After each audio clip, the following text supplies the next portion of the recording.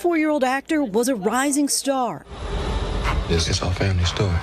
Known for his roles in HBO's Lovecraft Country, Creed 3. I'm coming for everything. And Marvel productions like last year's Ant-Man and the Wasp, Quantumania. You're an interesting man, Scott Lang.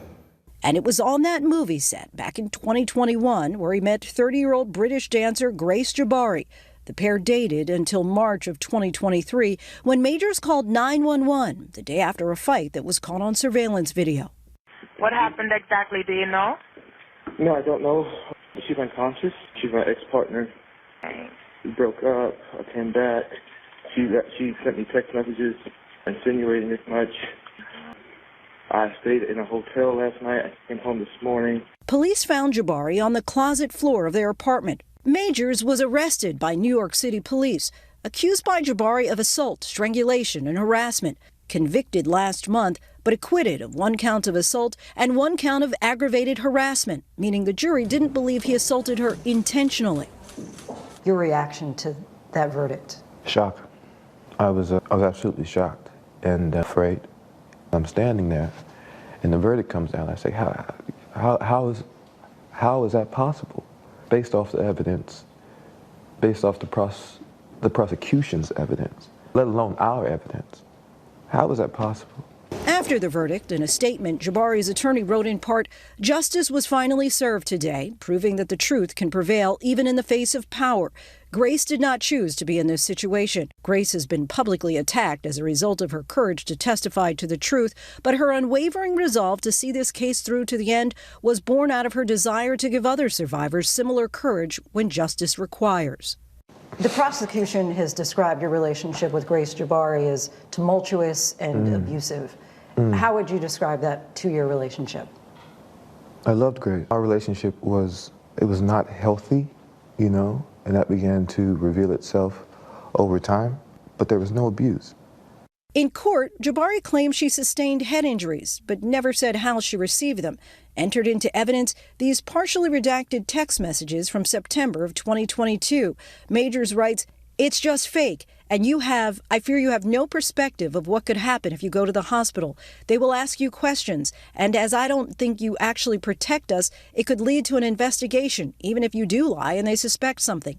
Jabari responds in part, "I will tell the doctor I bumped my head. If I go, I'm going to give it 1 more day, but I can't sleep and I need some stronger painkillers. That's all. Why would I want to tell them what really happened when it's clear I want to be with you?"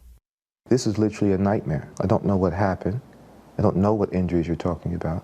The July incident, 2022, where she says you started throwing things, including a candle.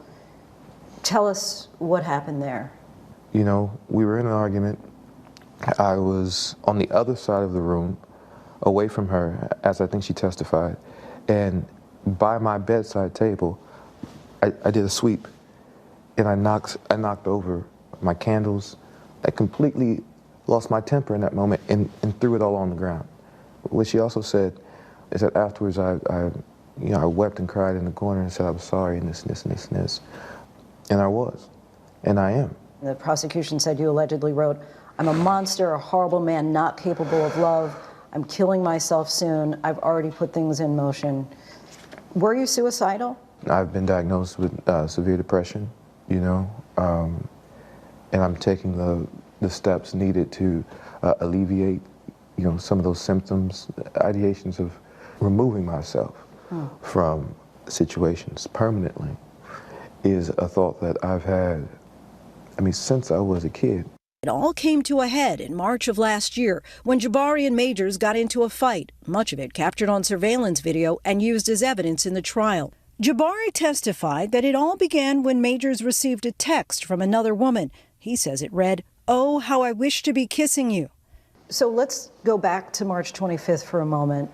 You and then girlfriend Grace Jabari are in the backseat of a chauffeured car. She sees a text from another woman. Things seem to spiral from there. Yeah. What happened next? Yeah, the text from another woman. Again, I said at the beginning, you know, I did that.